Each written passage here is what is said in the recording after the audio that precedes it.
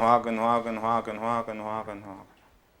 네, 화학은 아마 저거 나는 저게 1, 2, 3, 3일 딱 끝나고 녹화를 시작합니다 하고 나서 그게 끝나야 녹화가 되는 줄 알고 항상 저걸 노려보고 있거든.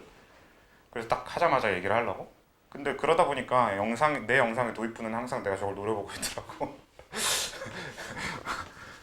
아무튼 그 뭐냐, 화학 3단원 이제 화학은 단원이 딱 4개니까 그렇죠? 원래 아마 5단원이 생겼었던가. 뭐 아무튼 어차피 별로 크게 의미 없으니까. 화학은 단원이 4개니까 그냥 2학기 중간고사는 3단원으로 할 거고요. 그리고 3단원은 제일 쉽습니다. 근데 그래도 할 건 꽤 있어요. 그래서 할 걸 하기만 하면 굉장히 간단하게 갈 수 있는 파트긴 합니다.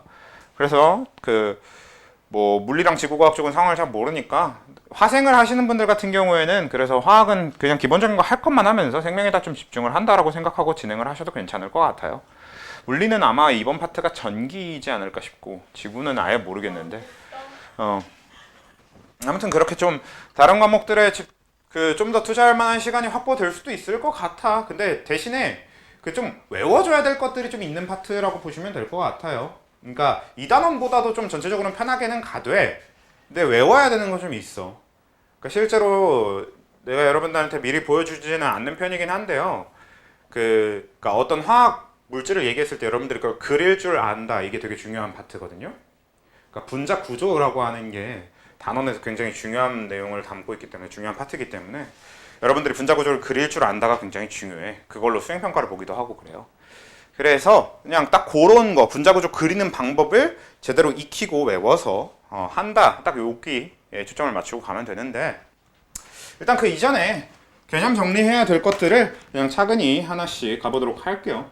제일 처음으로 얘기해 볼 주제는 화학결합입니다.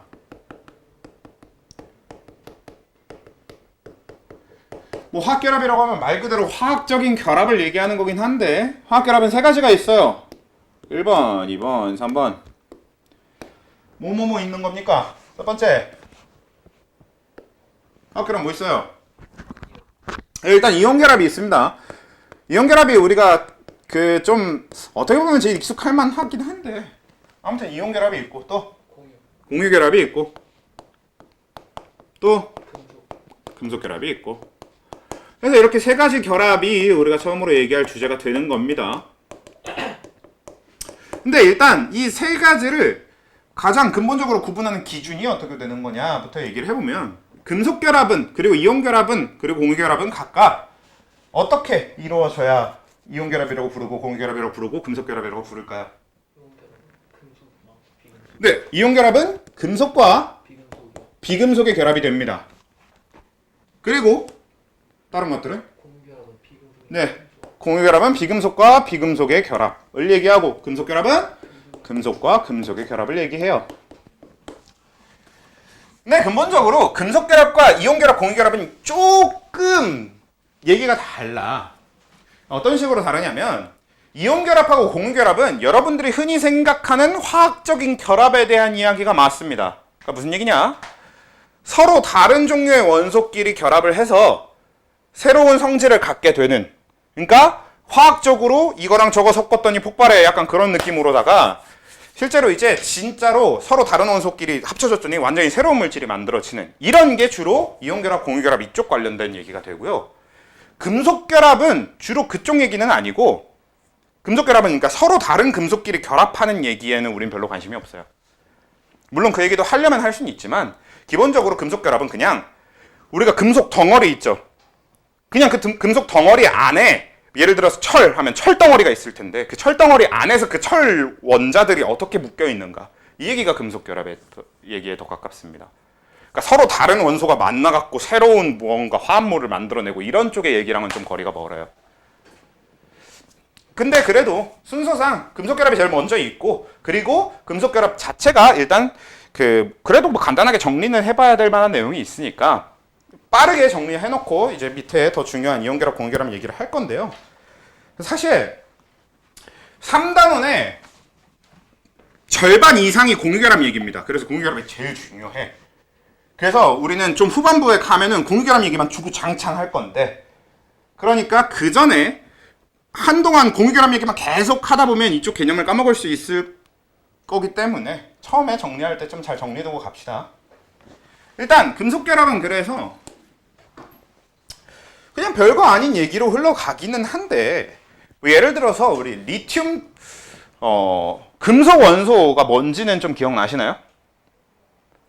우리 금속 원소를 구분하는 기준이 뭐였냐면 주기율표 이렇게 있어갖고 주기율표 이렇게 계단 쳐놓고 이 계단을 기준으로 아래쪽이 금속이고 위쪽은 비금속이다, 뭐 이런 얘기 했었잖아. 말 그대로 그게 이제 금속이거든. 근데 금속이라고 하는 애들은 금속성이라는 성질을 가지고 있었어요. 그리고 금속성은 뭐였어? 기억나? 전자를 잃으려는 성질, 이게 금속성이란 말이야. 그러니까 금속들 전반이 갖고 있는 성질은 전자를 버리려는 성질입니다. 비금속은 전자를 얻으려는 성질, 비금속성을 갖고 있는 거였고, 그치? 자, 그러니까 우리가 이온 결합이 얘기하긴 제일 편해. 왜냐? 이온 결합은 그러면 전자를 버리려는 애와 전자를 얻으려는 애의 결합이란 말이야. 그럼 어떻게 하면 돼? 한 놈은 전자를 버리고, 그럼 그 버린 전자를 한쪽이 얻어서, 그러면 되게 간단하게 맞아 떨어지잖아요. 그래서 이온 결합이 전자의 흐름에 대해서는 이해하기가 가장 편하고 별로 그렇게 막 고민할 것도 없어. 하나는 전자를 버릴 거고 하나는 전자를 잃을 거라고 하면 똑같은 말이네요. 다시, 하나는 전자를 버릴 거고 하나는 전자를 얻을 거야. 그래서 그렇게 결합이 이루어지는 게 이온 결합인데, 공유 결합은 전자를 얻고 싶은 애들끼리의 결합이다 보니까 서로 함께 나눠 갖는, 말 그대로 공유를 하는 형태의 결합이 됐던 거죠. 근데 공유 결합 얘기는 나중에 어차피 자세히 할 거니까 그렇다 치고, 그러면 금속에 대해서 우리 한번 생각해 봅시다. 금속은 전자를 버리려는 애들끼리의 결합이거든. 근데 전자를 버리려는 애들끼리 무슨 수로 결합할까요? 그 이온 결합은 한 명이 버리면 하나가 얻어준단 말이야. 그리고 버린 애는 플러스, 얻은 애는 마이너스가 될 테니까 그걸로 결합을 할 거야. 근데 얘는 좀 이상하잖아. 어떻게 하면 전자를 버리려는 애들끼리 결합할 수 있을까요? 그러니까 방식을 아예 다르게 선택을 해서 아예 다르게 생각을 해야 되는데, 이 금속 결합은 어떤 느낌이냐면 금속 원자들이 쭉 다 같이 모여서 공간을 만들어서 여기에 우리가 버리고 싶은 전자를 다 같이 그냥 버려버리자. 이게 우리가 흔히 알고 있는 금속 덩어리가 되는 겁니다. 그렇게 금속은 뭉치는 거야. 왜냐면 다 전자를 버리고 싶으니까 이 버릴 전자들이 끼어넣을 공간을 만들어버리는 거지. 이게 금속 결합의 기본적인 정의라고 생각하시면 돼요. 그냥 진짜 금속 결합은 그렇게 만들어져요. 그러니까 무슨 얘기냐? 금속 원소들이 이렇게 쭉 있으면 얘네들은 지금 다 전자를 버리고 싶으니까 이걸 하나로 이렇게 쭉 묶어가지고 얘도 다 전자를 그냥 버려버리는 거야. 그럼 버린 전자가 이 공간들을 마음껏 자유롭게 돌아다니도록 냅두는 겁니다. 그래서 생기는 개념이 자유로운 전자, 자유전자의 개념이 되는 거지. 자, 근데 이 금속 원소, 원자들이었던 애들이 전자를 버렸어. 자, 전자를 버린 원자면 그건 원자입니까? 원자 아니에요. 그럼 뭐예요? 이온이지.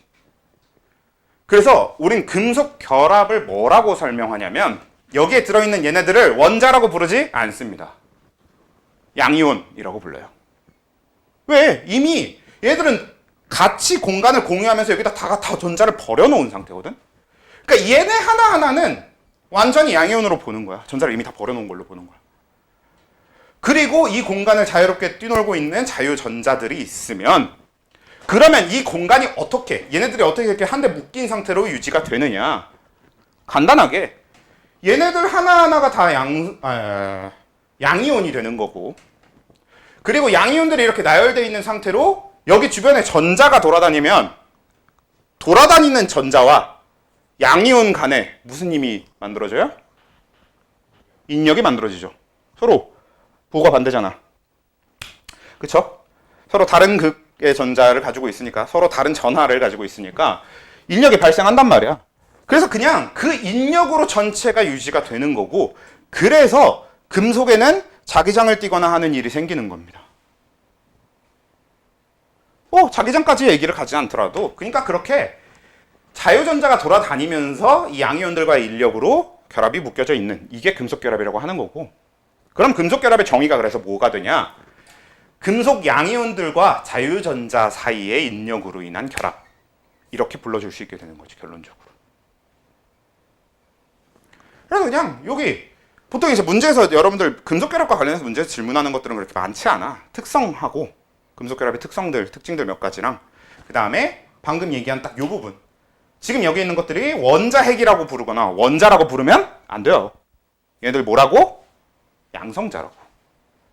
그래서 양성자와 자유전자 사이의 인력으로 인한 결합 이게 금속결합이 되는 거예요. 근데 이건 정의만 잘 정의하고 지나가면 돼. 자 그러고 나서 그럼 이제 금속결합의 특징을 얘기를 해보면 금속결합의 특징은 그냥 결국 금속의 특징이 되거든. 여러분들 알고 있는 금속의 특징 좀 얘기해볼까? 그래요. 그거부터 나올 줄 몰랐는데. 표짐성 좋아요. 선생님 표짐성이 뭐예요? 표짐성이요. 말 그대로 펴진다고. 금속을 두드리면 금속이 부셔지는 게 아니라 금속이 펴지죠. 그냥 그 얘기입니다. 말 그대로 진짜 그냥 펴진다고. 그게 다야. 뽑힘성이라는 것도 있지. 뽑힘성. 뽑힘성이라고 하는 거는 금속은 이렇게 우리 철근이나 이런 거 아니면은 쇠파이프 이런 거 만들듯이 이렇게 길게 이렇게 뽑을 수 있잖아. 그런 게 이제 뽑힘성. 근데 이 뽑힘성과 표짐성은 그러니까 결국 무슨 의미가 되는 거냐면 금속은 형태가 자유롭다라는 의미가 됩니다. 근데 금속의 형태가 자유로울 만한 게 우리 방금 이 금속 이 결합을 유지하는 건 결국 뭐냐면 전자가 다닐 공간이 있으면 그 공간에 돌아다니는 자유전자들과 이 양성자 사이의 인력으로 인해서 결합이 유지되는 거잖아. 양성자가 아니라 그 양이온들과. 그렇죠? 그러면 양이온들끼리 어떻게 배치되어 있는가가 중요하겠어? 안 중요하겠어? 하나도 안 중요해. 결국 자유전자가 그냥 돌아다니면서 인력을 유지해 주니까 양이온들끼리 어떻게 배치되어 있든 아무 상관이 없거든. 그래서 형태가 자유롭습니다. 그래서 뽑힘성과 표짐성이 나타나는 거야. 이거 이제 옛날 표현으로는 연성, 전성 뭐 이렇게 부르기도 해요. 그래서 선생님들 중에서는 좀 옛날 분이다 하면 연성, 전성이라는 표현을 그대로 쓰는 분들도 꽤 있습니다. 그래서 아이고야. 네. 뭐 잠은 깼겠네. 잠 깨고 좋겠네. 네, 아무튼 그래서 뽑힘성하고 표짐성은 이제 그렇다는 그 정도의 의미로 받아들이면 되고요. 또 너네 금속하면 또 알고 있는 특징 뭐가 있어? 네, 그래요. 당황스럽게 되게 복잡한 것부터 나오긴 하는데 열이랑 전기 전도성이 높다. 이것도 이 금속의 특징인데 기본적으로 여러분들 금속의 특징은 다 뭐 때문에 생기냐면 다 자유전자 때문에 생기는 특징입니다. 그러니까 자유전자의 특징은 뭐냐면 자유롭다는 게 특징이거든. 그러니까 마음껏 돌아다닌다가 특징인 거야. 그러니까 열전도성이나 전기전도성이 높을 수밖에 없어. 왜? 전자가 자유롭게 돌아다니면 그 자체로 전류가 흐를 수 있다는 뜻이 되지. 그러니까 전기전도성이 있는 거, 높은 거고. 그리고 열전도성은 자 우리 지난 단원 2단원에서 했던 거 살짝 그만 기억해 봅시다. 자 우리가 원자한테 에너지를 주면 그 에너지를 흡수하는 게 원자핵이었어, 전자였어? 전자였잖아. 그러니까 우리가 금속에다 열을 가하면 그 전자들이 그 열, 우리가 가해준 에너지를 전자들이 먹어. 근데 애초에 이 안에 전자들은 자유롭게 돌아다닐 수 있는 애들이잖아. 그러니까 그렇게 먹은 열 에너지를 여기저기다 퍼뜨리고 다니는 겁니다. 원래 자유롭게 돌아다니니까. 그래서 열전도성이 높다, 전기전도성이 높다 이런 얘기가 이제 나오게 되는 거지. 또 그치, 금속하면 뭐야? 번쩍거리잖아. 이 금속 광택도 그냥 번쩍거리는 거지 뭐 하고 지나갈 게 아닌 게 실제로 왜 금속이 반짝거리냐면 이 돌아다니는 자유전자들에 의해서 반짝거림이 나타나는 겁니다. 우리가 쉽게 흔히 이제 표현하는 건 두 가지 방식으로 많이 표현하는데 하나는 이 전자들이 워낙 자유롭게 돌아다니다 보니까 빛을 난반사해서 그렇다. 이런 식으로도 많이 표현을 하고요. 그러니까 어떨 때는 전자가 막 돌아다니다가 여기 있을 때 빛을 반사하다가 어떨 때는 여기에 있는 전자가 빛을 반사하고 어떨 때는 여기에 빛이 도달했는데 여기에 지금 당장 반사할 전자가 없으면 거기서 반사를 안 할 거 아니야. 그러니까 이게 서로 빛의 반사 정도가 다 다르게 나타나니까 그게 번쩍번쩍거리는 걸로 우리 눈에 보이는 거지. 어느 부분에선 빛이 우리 눈에 더 세게 들어오고 어느 부분에서는 우리 눈에 빛이 덜 들어오고 이렇게 되는 거지. 금속을 우리가 그냥 똑같이 보고 있어도. 이렇게 얘기하기도 하고 뭐 아니면 여기 이제 전자들이 자유롭게 돌아다니니까 에너지를 흡수했다가 방출하는 과정에서 그냥 그게 막 아무렇게나 자유롭게 일어나기 때문에 그걸 우리가 또 번쩍거림으로 보기도 한다. 사실 이 둘은 그렇게 크게 다른 말은 아닌데 아무튼 그냥 그런 식으로 많이 얘기를 해요. 근데 이거는 이제 어느 쪽이든 뭐 만약에 광택에 대해서 학교 선생님이 이론적으로 설명을 한다고 하면 거기에 맞춰서 알면 되는데 애초에 광택의 이론적인 거를 여러분들이 다 알아야 될 이유는 별로 없어요. 그냥 금속은 광택이 있다. 왜? 자유전자 때문에. 이렇게 적고 끝날 내용이 대부분이라서 대충 그래서 그렇구나 알아뒀다가 그냥 까먹어 버리셔도 별로 크게 상관은 없는 이야기긴 해요. 근데 만약에 내가 어디 가서 잘난 척을 하고 싶다 해서 알아두고 싶다라고 하면 빛을 난반사해서 그렇다라던가 아니면 전자가 빛을 흡수했다 방출하는 과정이 뭐 아무렇게나 일어나서 그렇다. 그러니까 결국 다 전자가 자유로워서 그렇다. 뭐 이런 식으로 설명하게 된다는 거지. 오케이? 그러면 끝. 금속 결합은 이걸로 얘기가 답니다. 별거 없어요. 그리고 이제 금속 결합에 관련한 이제 추가적인 얘기가 더 있을 만한 것들은 나중에 이제 이온 결합이랑 공유 결합이랑 비교하는 얘기가 이제 좀 남아 있는데 그건 이제 밑에 결합들을 다룬 다음에 얘기하기로 하고요. 그럼 이제 이온 결합 얘기로 넘어갈 건데 정신 좀 차리십시오. 정신 차리고. 자, 그럼 이온 결합 얘기해 봅시다.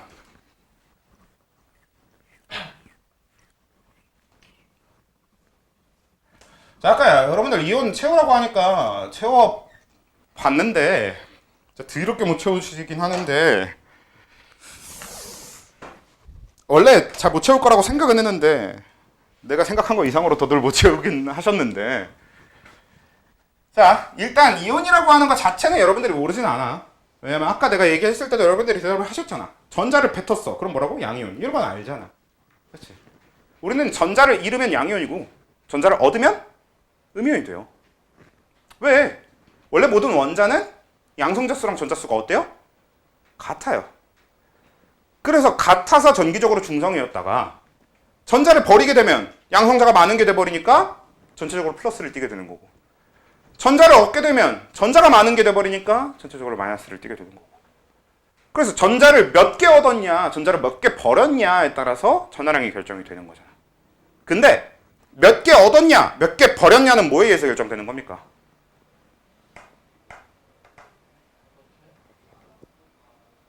어떤 거? 어떤 거? 네, 우리가 흔히 옥텟 규칙이라고 많이 얘기를 하기도 하고요. 그리고 지난 파트 시험 대비하면서 지난 파트 공부하면서 쓰던 표현으로 얘기해보면 모든 이온은 어떤 전자 배치를 갖는다라고 얘기해요? 18쪽 비활성 기체의 전자 배치를 갖는다라는 표현 우리 이온 반지름 얘기하면서 했었던 거 기억나? 그런 거니까. 그러니까 결국 모든 이온들은 옥텟 규칙을 만족하고 싶어 하는데 옥텟을 만족하면 결국 그게 18쪽 기체, 18쪽 비활성 기체랑 같은 전자 배치를 갖게 된단 말이야. 그쵸? 비활성 기체들은 전부 다 옥텟을 만족하고 있는 애들이란 말이야. 옥텟이 뭐야? 가장 안쪽 껍질의 전자 2개. 이거는 이제 옥텟에서 좀 제외하고 두 번째 껍질부터 8개씩 들어간다. 이게 이제 옥텟 규칙이잖아요. 그래서 그걸 만족하고 있는 게 18쪽이고 그래서 우리는 모든 애들이 18쪽과 같아지고 싶어서 전자를 버리거나 얻는 게 이온이 되는 거고. 그렇죠? 그래서 이온 결합 자체는 되게 간단한 얘기인 게 그래서 금속이라고 하는 애들은 양이온이 될 거예요. 왜? 우리가 금속이라고 부르는 애들은 1쪽, 2쪽, 13쪽 이런 데 들어가 있게 되는데 얘네들은 원자과 전자가 각각 하나, 둘, 셋 이 정도잖아. 그러니까 옥텟을 만족하기 위해서 그 하나, 둘, 세 개씩 있는 원자과 전자를 버리는 형태로 이온이 되는 거죠. 그래서 우리 1쪽은 이온이 되면 전하량이 어떻게 됐었어?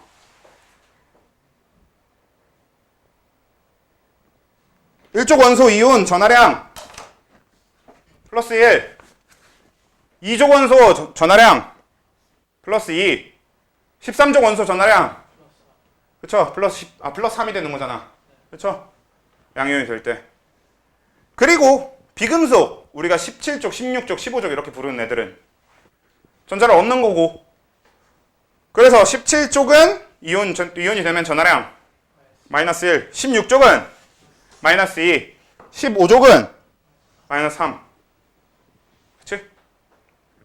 그래서 우리가 20번까지 알고 있는 애들 기준으로는 이온의 전하량을 당연히 매치시킬 수 있어야 할 겁니다. 그래서 그런 식으로 일어나는 게 이온 결합이야 까진 좋아 일단.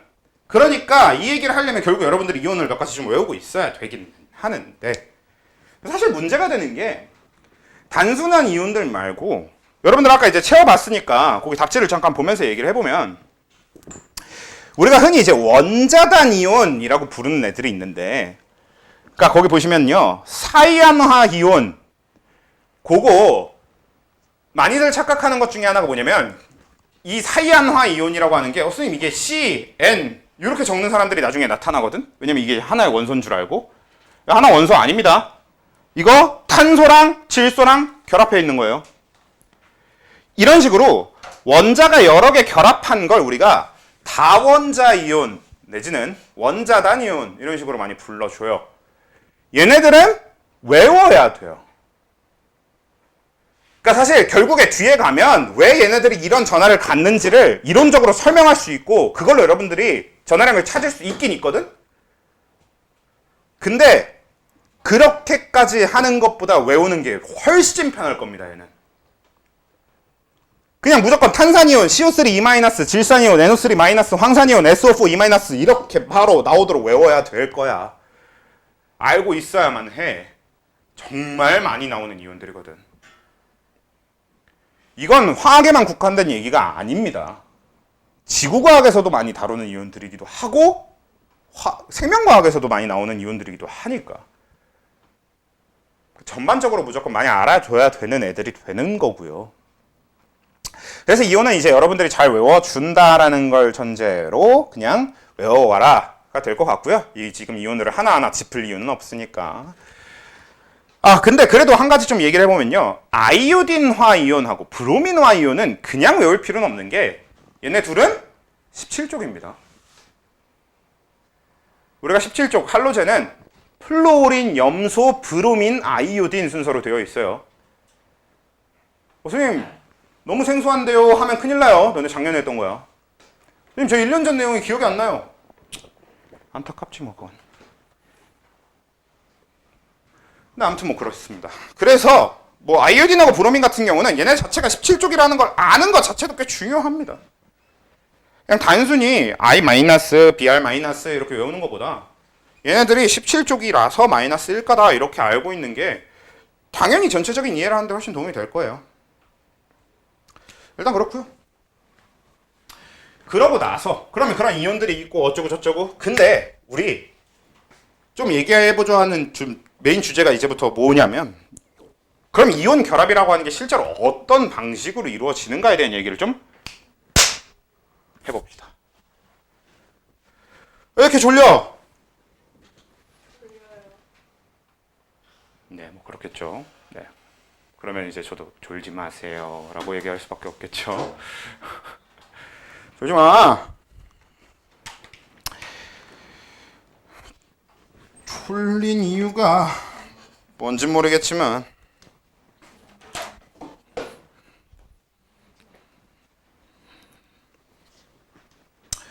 목 아파. 아무튼 그래서 계속 해봅시다. 그래서 이온 결합이 어떻게 형성되는가에 대한 얘기가 이제 무슨 뜻이냐면 제일 단순하게 얘기하면 되게 당연한 얘기로 흘러가긴 하는데요. 그러니까 얘는 금속은 이온이 되면 양이온이 될 거고, 그렇죠? 비금속은 이온이 되면 음이온이 된단 말이야.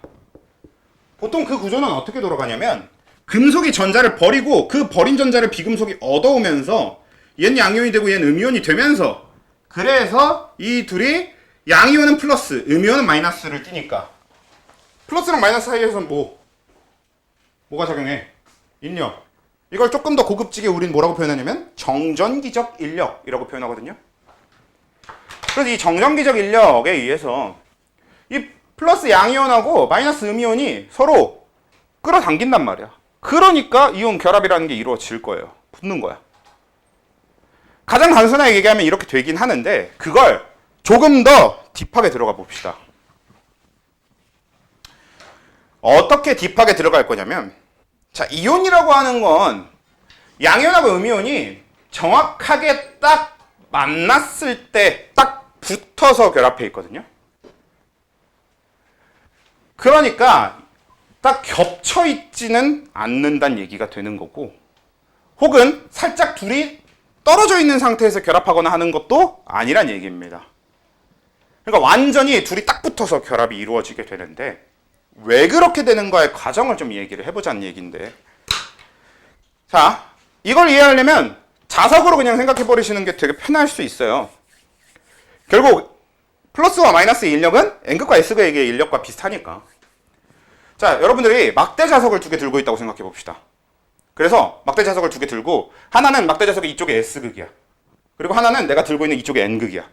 그럼 여기가 N극이고 여기가 S극이니까 이 둘은 어떻게 서로 끌어당기겠지. 근데 이게 엄청 멀면 이 인력이 우리가 느낄 수 있겠어 없겠어?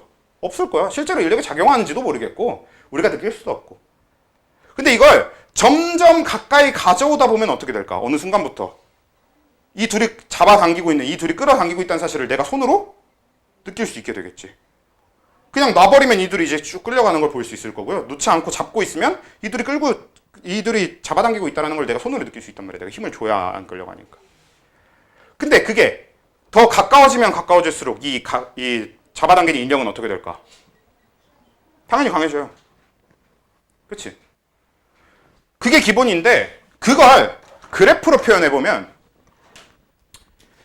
자, 그걸 이제 그래프로 표현해보면요, 일단 X축이 핵 사이의 거리입니다.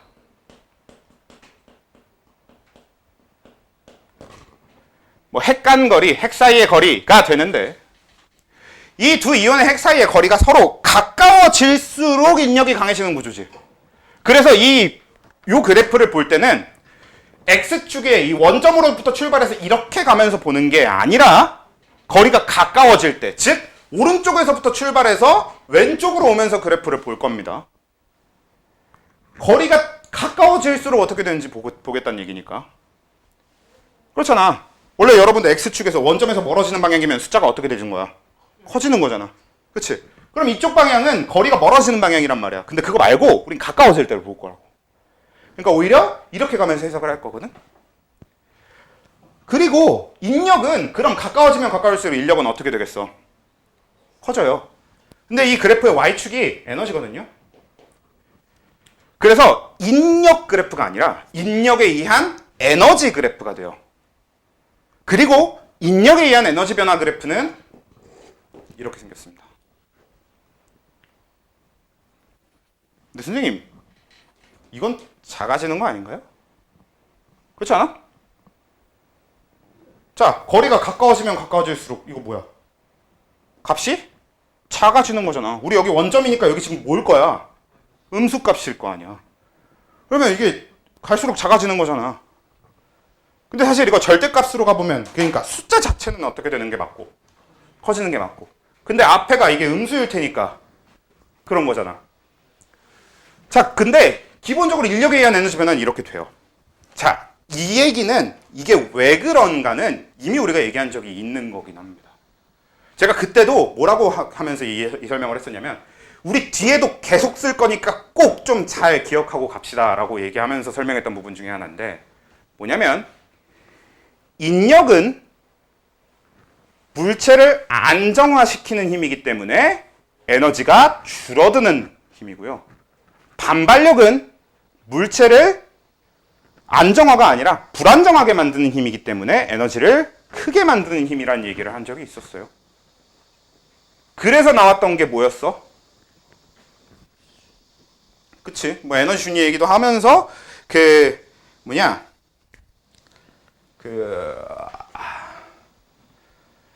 그걸로 무슨 얘기 했었지? 반발력 때문에 에너지 15족하고 16족. 16족의 이온 에너지가 15족보다 큰 이유는 전자가 반발을 하고 있어서 그렇고, 전자가 반발을 하면 전자가 가진 에너지가 커진다. 그 얘기를 하면서 얘기했단 말이야. 그러니까 반발력 자체가 실제로 그 입자가 가진 에너지를 키워요. 반대로 인력은 그 입자가 가진 에너지를 줄입니다. 그래서 실제로 이렇게 가면 갈수록 인력이 강해진다고 했잖아요. 그럼 인력이 강해지면 이온들이 갖는 에너지가 그만큼 줄어들게 돼요. 인력이 세지는 만큼 이온들의 에너지가 줄어듭니다. 그래서 그래프 형태가 이렇게 돼요. 그러니까 다시 정리하면 결국 뭐야? 인력이라는 힘은 어떻게 되는 거고? 강해지는 거고. 그래서 인력이라는 힘이 강해지니까 인력에 의한 에너지는 어떻게 되는 거야? 줄어드는 거지. 요 개념을 일단 제대로 이해를 해주셔야 됩니다. 오케이? 자, 그러면 우리가 이온 같은 경우는 전체적으로 봤을 때 인력은 겉에 보이니까 그렇다고 치는데, 자, 우리가 이온 얘기를 할 때 이온 사이에 반발력은 있게 없게?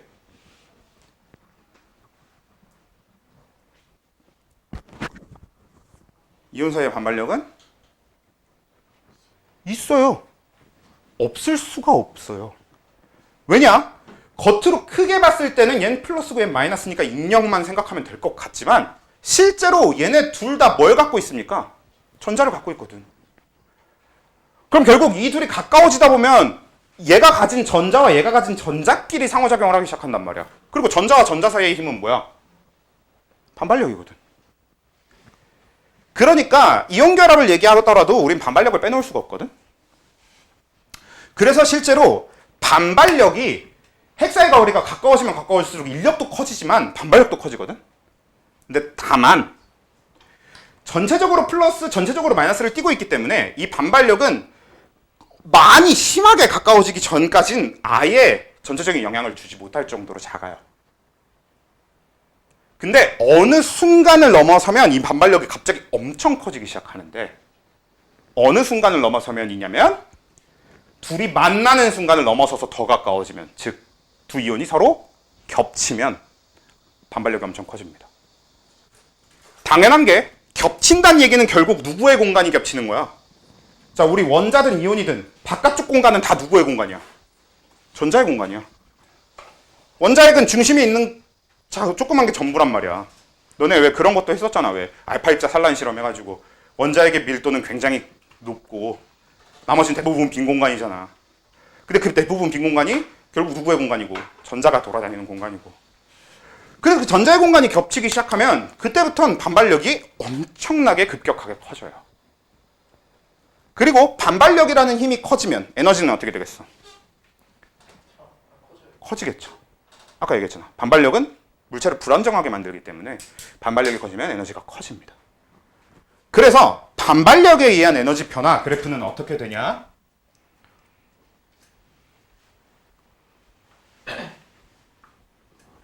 이렇게 됩니다. 핵사의 거리가 점점 가까워질 때 거의 변화가 없다가 어느 특정 시점을 기준으로 갑자기 확 크게 증가하는 형태를 갖는 게 반발력에 의한 에너지 변화 그래프예요. 이게 반발력에 의한 에너지 변화 그래프고, 이게 인력에 의한 에너지 변화 그래프라는 겁니다. 오케이? 그러면 여러분들이 이 이온들이라면 언제 결합하고 싶겠어? 인력은 제일 크면서 반발력에 의한 영향은 제일 작을 때. 그때 결합하고 싶은 거고, 그래서 이 그래프 두 개를 더하잖아? 그러면 이 그래프 두 개를 더한 게 실제로 이 이온들이 갖게 되는 에너지 그래프가 될 거거든요. 그 그래프의 형태는 이런 형태를 가져요. 그래서 결합은 어디서 형성되냐? 이 에너지 그래프가 가장 낮을 때 형성되겠지. 그리고 이때는 언제일 거야? 인력에 의한 에너지 변화는 가장 크면서 최대한이 되면서, 물론 이거보다 더 커질 수 있는데, 근데 그거에 비해서 반발력에 의한 에너지 변화가 적을 때, 그때 결합을 하는 거지. 그리고 이때가 언제라고? 딱 둘이 만났을 때가 됩니다. 겹치기 직전. 그래서 이온은 이렇게 결합을 하게 되는 거야. 이거보다 더 가까워지면 얘가 확 커지니까. 이걸 이론적으로 이해하셔야 됩니다가 우리가 이번 파트의 이온 결합에서 제일 메인이 돼요. 물론 단순하게 특징 같은 걸로 쭉 나갈 수도 있어. 그리고 특징은 사실 여러분들이 그냥 외워서 알아도 될 만한 것들도 많단 말이야. 근데 그거 말고 이걸 제대로 이해를 하고 있어야 전체적으로 편할 거예요. 실제로 여러분들 여태까지 공부해보니까 알잖아. 기본 개념을 이해하고 있냐 아니냐가 문제 푸는 실력에 얼마나 큰 영향을 주는지 여러분 공부해봤으니까 알잖아. 이거 이해하고 계셔야 되는 게 됩니다. 이쪽 파트는 이해해야 될 게 그렇게 많지도 않고 외워야 될 게 그렇게 외워야 될 건 좀 많은가? 아무튼 이해해야 될 게 그렇게 많지는 않아요. 그리고 그렇게 어렵지는 않아요. 근데 개인적으로 이게 이번 파트에 있는 것 중에 제일 어려운 내용이 아닐까 싶어요. 이해하기에. 근데 이해할 만하지 않아? 그렇지? 그래서 이걸 잘 이해해주고 계셔야 되고요. 자, 그런데 일단 이렇게 결합이 형성된다까진 좋은데 그러면에 대한 얘기는 잠깐 쉬고 하자. 얘기를 계속 해보도록 하겠습니다. 자, 일단 쉬기 전에 잠깐 했던 거를 잠깐 다시 정리를 해보면 이 주황색이 인력에 의한 에너지 변화 그래프다. 그러니까 우리는 이 그래프를 볼 때 어떻게 핵 사이의 거리가 가까워지는 걸 기준으로 본다고. 그러니까 이 그래프를 해석할 때는 일로 가면서 해석하는 겁니다. 오케이? 그래서 일로 가면서 해석할 때 거리가 가까워지면 인력이 강해져. 근데 그 인력에 의한 에너지는 그만큼 줄어들어가 되는 거고, 반발력은 가까워질 때 반발력이 커지긴 하는데 처음에 얘는 어느 정도까지는 반발력이 거의 변화가 없다가 이 둘이 만나고 그 이상 더 가까워서 겹치기 시작할 때 갑자기 반발력이 엄청 커진다라는 게 있는 거고, 그래서 이 둘의 합이 실제로 이제 이 이온들이 갖는 에너지가 되는 건데, 그래서 이 이온의 에너지가 가장 적을 때 결합을 하게 되는 거고, 그래서 이 점을 기준으로 이때 Y축 값이 결합 에너지가 됩니다. 얘는 절대값을 붙여서 쓰기도 하고요, 아니면 그냥 마이너스 상태를 그대로 쓰기도 하고요. 근데 가장 보편적으로 쓰는 거는 절대값을 붙인 다음에 그만큼 방출하면서 결합이 형성된다, 이렇게 얘기를 많이 해요. 그러니까 제일 중요한 건 결국 뭐야? 이온 결합이 형성될 때는 에너지를 방출한다는 사실도 굉장히 중요하게 작용하는 거지. 그래서 그렇게 되고요. 그리고 이때 핵 사이의 거리를 우린 결합 거리 내지는 결합 반지름, 뭐 이런 식으로 결합 거리, 반지름이라고는 얘기 안 하니까 이렇게 얘기를 합니다. 결합 길이라고 이온 결합의 길이 이렇게 얘기하기도 하고. 근데 자, 이 결합 거리는 뭐가 결정하는 걸까요? 그러면 이 결합 거리랑 결합 에너지를 모두 다 뭐가 결정할까? 그치, 이온 반지름이 결정하게 되는 거죠. 실제로 전하량도 영향을 주긴 하는데 전하량은 완전 논외의 얘기라서 나중에 얘기할 거야. 전하량은 일단 빼. 그러니까 무슨 얘기냐면 일가 양이온과 일가 음이온의 결합만으로 일단 생각을 해보자. 그랬을 때 자, 일가 양이온하고 일가 음이온이 결합을 할 때요, 실제로 일가 양이온, 일가 음이온 사이의 인력은 무슨 이온을 갖다 놓든 다 똑같아요. 어차피 일가와 일가니까. 그렇겠지. 그래서 인력에 의한 변화 그래프는 모든 어떤 이온을 갖다 놓든 일가 양이온 갖다 놓고 일가 음이온을 갖다 놓기만 하면 인력에 의한 에너지 변화 그래프는 아예 변하지가 않습니다. 근데 반발력에 의한 에너지 변화 그래프는 서로 다 다르게 나타나겠지. 왜냐면 얘가 언제 커진다고? 겹쳤을 때부터 커진다고. 이렇게 서로 가까워지다가 딱 만났을 때 기준으로 거기서 좀 더 가까워져서 겹치게 되면 그때부터 얘가 확 커진다고. 근데 그 시점이 이온이 커지면 더 일찍 겹치기 시작할 거 아니야. 그러니까 이온이 커지면 커질수록 결합거리는 멀어지고 결합 에너지는 어떻게 되겠어? 결합 에너지의 절대값은 작아지는 거지. 인력 그래프 그대로 놓고 반발력이 올라가는 시점만 앞으로 이렇게 당겨지는 거야, 이렇게. 그러면서 전체적으로 이 지점이 이렇게 오른쪽 위로 이동하게 되겠죠. 이온들의 반지름이 커지면. 반대로 이온들의 반지름이 작아지면 어떻게 되겠어? 이 그래프가 왼쪽 아래로 이동하게 되겠지. 이게 이온 반지름에 의한 영향이 되는 거고, 그래서 여러분들이 이미 지난 시험 때지만 이번엔 이온 반지름 얘기는 계속 할 거니까 기억하셔야 돼요. 당장 너네 거기 프린트 답지 지금 보시면요, 거기 1페이지에 중간에 그 좀 아래쪽에 있는 그래프 있잖아요. 이온 결합의 형성 그래프. 그게 이제 우리가 방금 설명했던 이 그래프가 되는 건데, 거기 밑에 보시면 EX 녹는 점하고 NaF랑 NaCl 비교하는 거 있지? 이게 결국 뭐의 비교냐면 반지름의 비교입니다. NaF와 NaCl 중에 결합 에너지, 즉 결합력이 누가 더 크냐 작냐의 얘기는 플루오린하고 염소 중에 누가 더 크냐 작냐의 얘기로 결정되는 거야. 플루오린 이온하고 염소 이온 중에 누가 더 커요?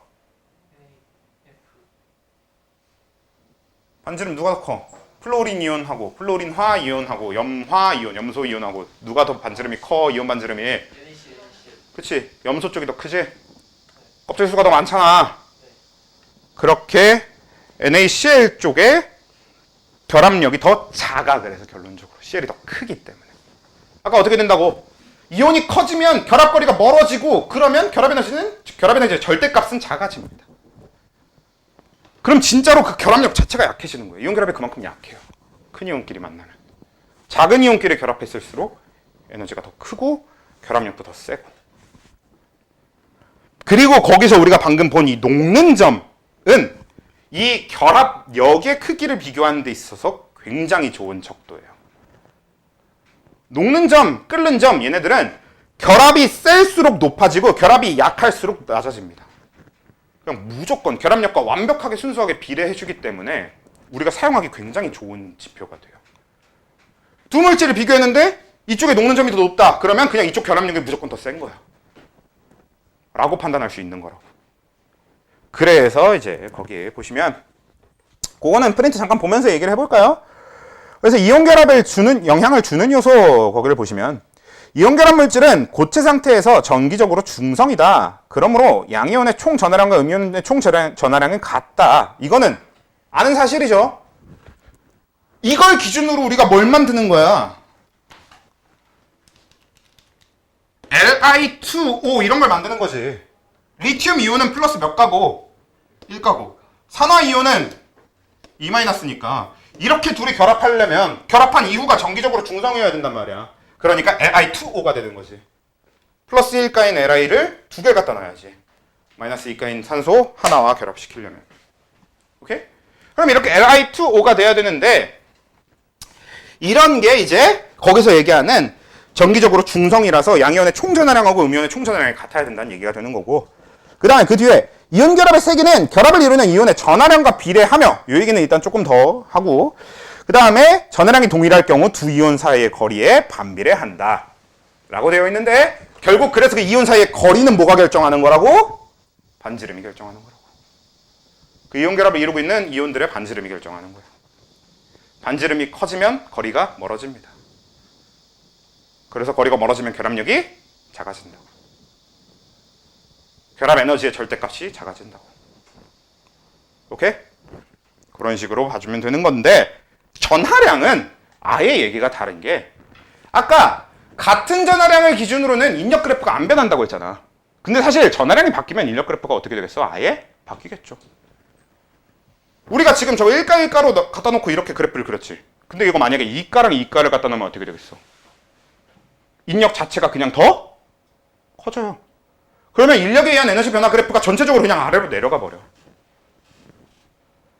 그래서 반지름이고 나발이고 전하량이 커지면 무조건 결합력이 커질 수밖에 없지.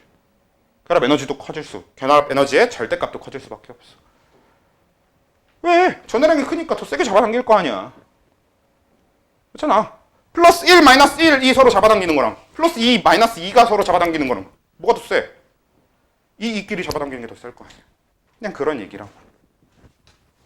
오케이? 그래서 이것도 우리 앞에 막 2단원 하는 것처럼 약간 비슷한 느낌으로다가, 일단 전하량이 크면 그쪽이 결합력은 무조건 세. 그리고 전하량이 같을 때 반지름 가지고 비교하는 겁니다. 오케이? 물론 이거 말고도 이제 여러분들이 문제 풀다 보면 디테일이 굉장히 많은데, 이온결합과 관련해서 얘기할 디테일이 되게 많은데, 일단 당장 기본적인 이론으로서, 아니 기본적인 개념으로서 알아둬야 되는 정도는 일단 이 정도가 되고요. 이제 특징 얘기를 해볼게요. 자, 이온결합 특성은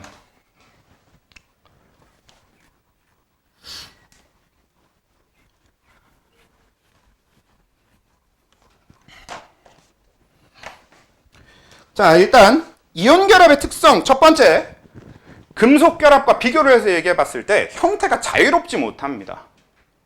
이게 무슨 뜻이냐면, 흔히 이제 책에서는 보통 뭐라고 표현하게 되냐면, 이걸 이온결합 물질은 쉽게 부서진다라고 표현을 합니다.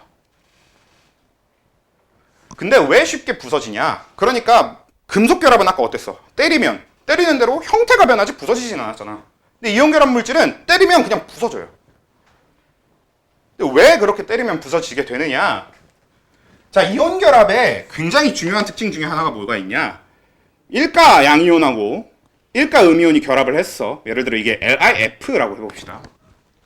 그래서 LiF라고 하는 이 이온결합 물질에 쭉 큰 덩어리를 보잖아? 그러면 여기 Li 플러스 여기 F 마이너스에서 양이온, 음이온 이렇게 있으면 양이온, 음이온, 양이온, 음이온, 양이온, 음이온 이렇게 배열되어 있고, 음이온, 양이온, 음이온, 양이온, 음이온, 양이온, 음이온, 양이온 이렇게 배열되어 있고, 또 양이온, 음이온, 양음, 양음, 양음 이런 식으로 배열되어 있고, 이게 뭐 입체적으로 앞뒤로 쌓여 있고 막 이럴 거 아니야.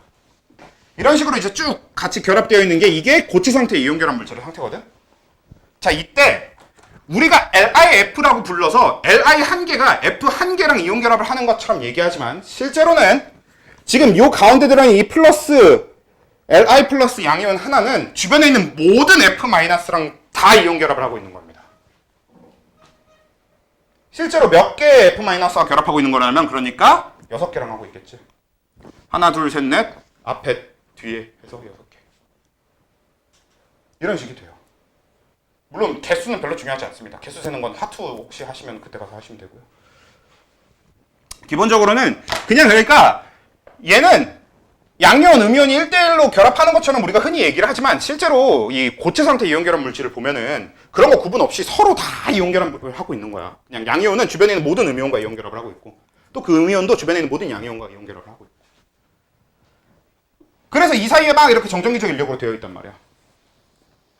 자, 근데 내가 만약에 망치로 얘를 딱 쳐가지고 첫 줄이 살짝 밀렸어.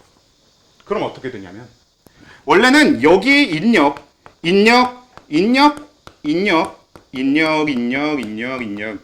이렇게 연결되어 있을 거 아니야.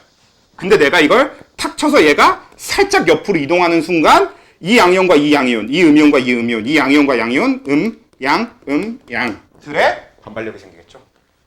그래서 그냥 윗줄이 떨어져 나가버립니다. 바로.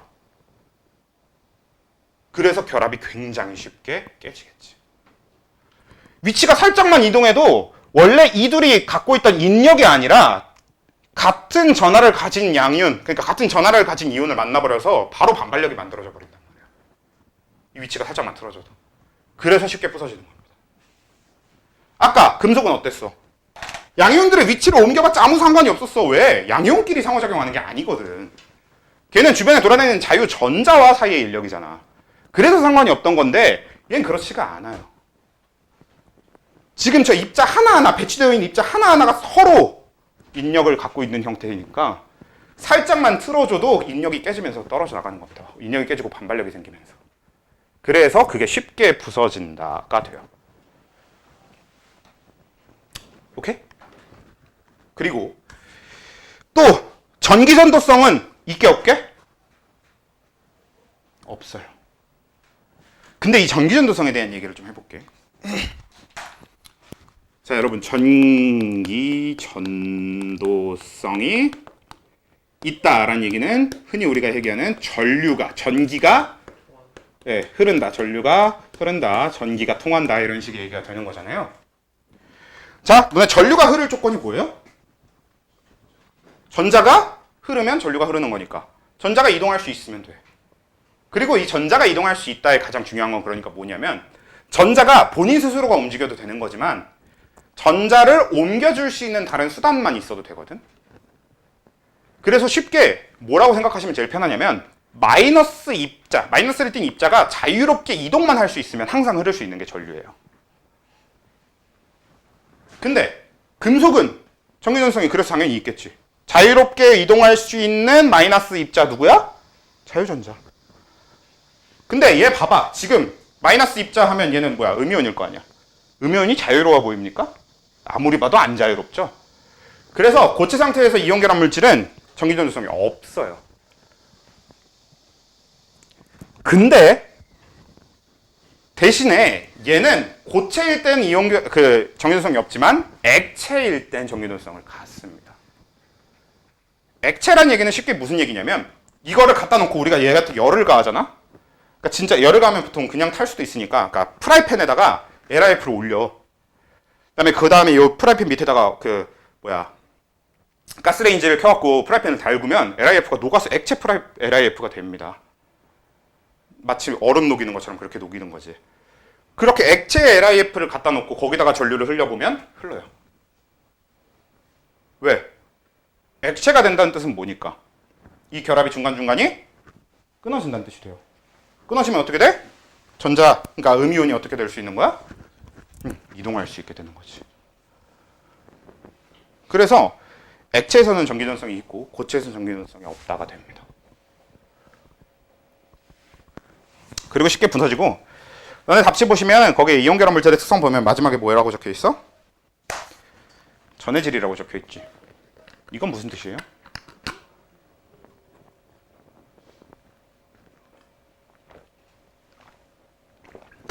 전해질 무슨 뜻?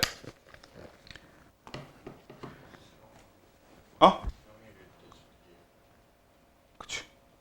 전해질은 되게 간단해. 무슨 얘기냐? 물에 녹여서 물에 전류가 흐르도록 만드는 거거든. 실제로 너네 물에 전류 흐르게 안 흐르게? 안 흘러요. 원래 물엔 전류 안 흘러요. 순수한 물엔 전류가 절대 흐를 수가 없습니다. 우리가 뒤에서 다룰 건데 공유결합 물질의 특징, 전기전도성이 없다. 근데 물이 공유결합 물질이거든. 그래서 물은 원래 전류 안 흘러요. 근데 왜 젖은 손으로 콘센트 만지지 말라고 하는 건지 알아? 왜 젖은 손으로 만지면은 감전되게? 네, 거긴 두 가지 요소가 있는데 첫 번째로는 방금 말씀하신 대로 미네랄이 있어서 그래요. 우리가 흔히 미네랄이라고 부르는 게 뭐 생명과학적으로 얘기하면 이게 무기염류라고 부르게 되는 거랑 같은 건데 이 무기염류 미네랄이 뭐냐면 이온이에요. 실제로 우리 수돗물만 틀어도 그 안에 엄청나게 많은 양의 이온이 들어있는 겁니다. 그걸 우리가 미네랄이라고 부르는 거야. 미네랄 워터? 별거 없어요. 우리 집안에 모든 물은 다 미네랄 워터예요. 다 미네랄이 들어있어야만 해. 실제로 미네랄, 즉 이온이 안 들어있는 순수한 물, 증류수 마시면 큰일 납니다. 증류수 마시면 막 토하고 설사하고 막 이러다가 진짜 죽기도 하고 막 그래요. 순수한 물, 증류수 마시면. 뭐 외요 같은 경우에는 좀 얘기가 복잡해지긴 하는데 뭐 대충 간단한 얘기로는 삼투라는 거에 문제가 생겨서 가장 흔하게 많이 얘기할 수 있는 건 이제 삼투 현상에 문제가 생기기 때문에. 아무튼 그래서 이제 이온이 녹아 있어서 그 물은 전류가 흐를 수 있는 상태가 된 거라서 그렇고요.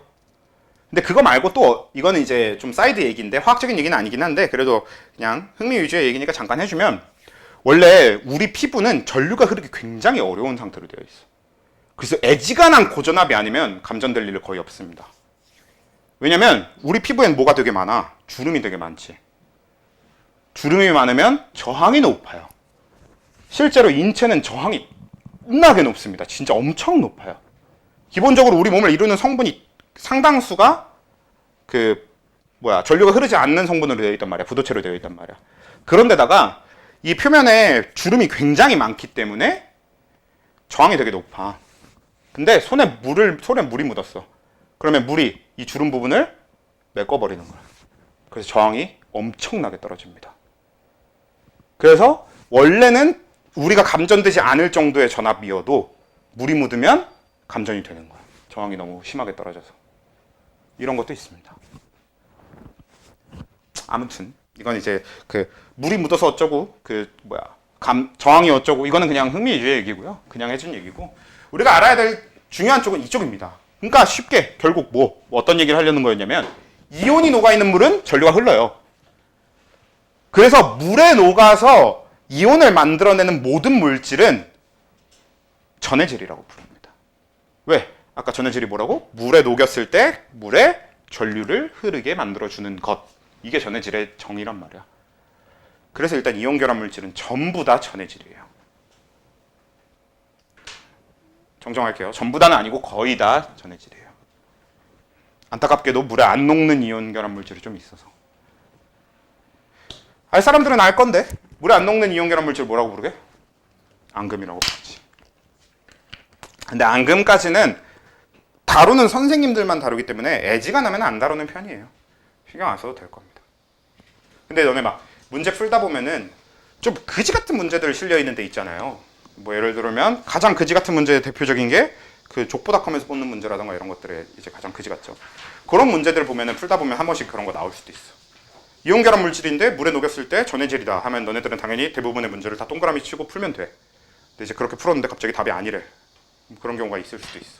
보통 그런 건 이제 앙금이라서 그렇다. 근데 그건 이제 부차적인 거 나중에 정리를 하더라도 나중에 필요하면 정리를 하게 되더라도 일단은 그냥 이온인 결합이면 전부 전해질이다로 정해놓고 갑시다.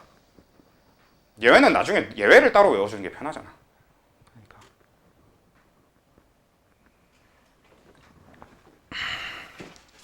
왜?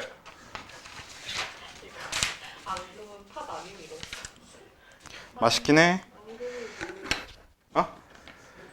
앙금? 이온 결합 반대로 앙금 자체의 정의가 그거야. 이온 결합 물질 중에 그 물에 녹지 않는 거라서 우리가 뭐 화학 반응 같은 걸 하다 보면은 원래는 완전히 물에 뭐가 떠다니지 않고 물에 다 녹아 있는 물질 두 개를 반응을 시켰는데 갑자기 거기서 막 뭐가 우수수 만들어져. 그런 걸 이제 앙금이라고 해요. 보통 가장 흔하게 볼 수 있는 앙금의 대표적인 게 탄산칼슘이지. CaCO3. 그 탄산칼슘을 이용하는 가장 대표적인 예가 CaOH2, 석회수. 실제로 우리가 석회수에다가 이산화탄소 불어넣으면 어떻게 된다? 뿌옇게 흐려진다 있잖아요. 그 뿌옇게 흐려지는 게 CaCO3 앙금이 만들어지면서 뿌옇게 흐려지는 거거든. 실제로 여러분들이 이거 나중에 화학적인 식으로도 다 해야 됩니다. CaOH2 플러스 CO2가 CaCO3가 되는 거랑 거기다 CO2 계속 집어넣으면 다시 그거 맑아지거든. 그것도 해야 돼요. 아무튼 그건 이제 나중에 얘기고.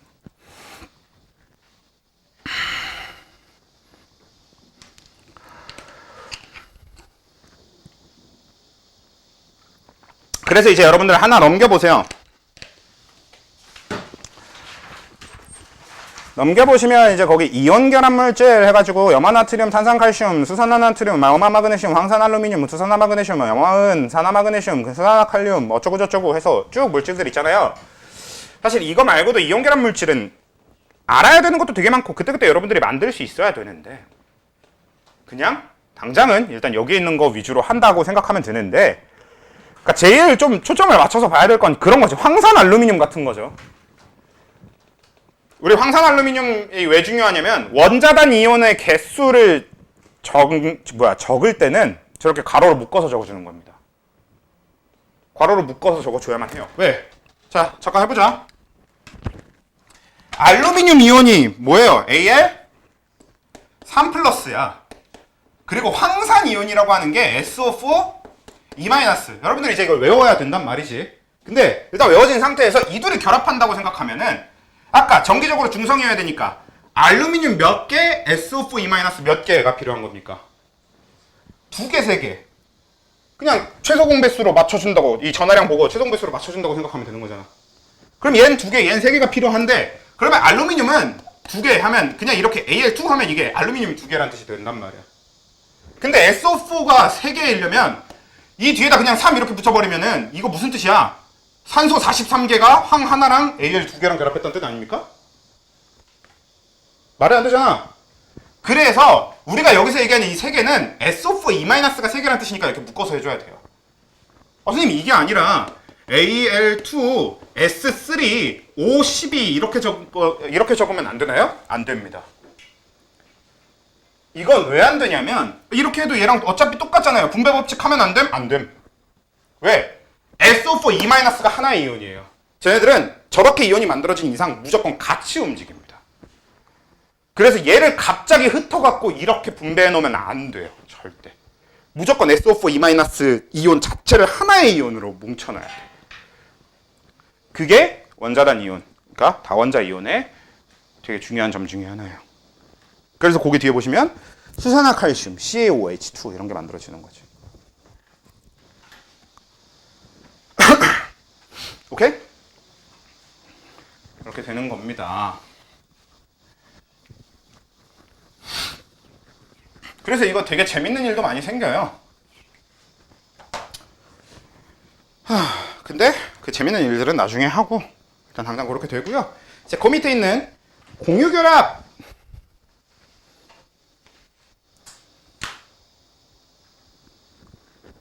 얘기는 다음 주에 하면 딱 좋겠지? 다음 주에 합시다. 그래서 여기까지 제대로 외워오시길 바라고요.